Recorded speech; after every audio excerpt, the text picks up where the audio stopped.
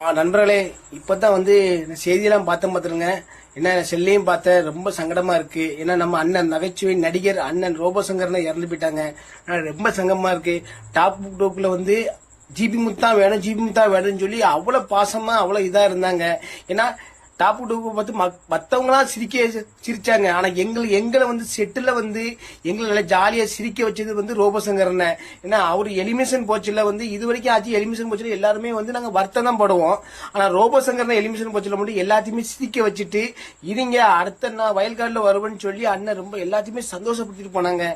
அண்ணன் இறந்து போயிட்டான்னு மனசு ரொம்ப சங்கடமா இருக்கு. ஏன்னா நான் அடுத்த வயல்காலில் வரச்சில அண்ணன் கூட சமையல் பண்ணு சொல்லி நான் ரொம்ப ரொம்ப ரொம்ப ரொம்ப ஆசைப்பட்டேன். ஏன்னா நானும் அப்போ சமையல் பண்ண ரொம்ப ஆசைப்பட்டேன். அவரு ரோபோசங்கரனும் ஜிபி முத்தா வேணும்னு சொல்லி ரொம்ப ஆசைப்பட்டாங்க.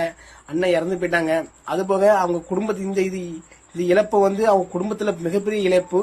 ஏன்னா அந்த அக்கா அவங்க அண்ணன் கூடயே தான் வருவாங்க வாங்குவாங்க. அவங்க ஆத்மா சாந்தி அடைய எல்லாருமே நம்ம சாமி கும்பிடுவோம். அதுல அண்ணன் இறந்தது ரொம்ப சங்கடமா இருக்கு. இந்த நகைச்சுவை நடிகர்கள் இப்படி ஒவ்வொரு ஆளா இறக்கச்சில நம்மளுக்கு ரொம்ப மனவழியை கொடுக்கு. ஒரு ஆத்மா சாந்தி அடைய நம்ம ஆண்டவனை கும்பிடுவோம்.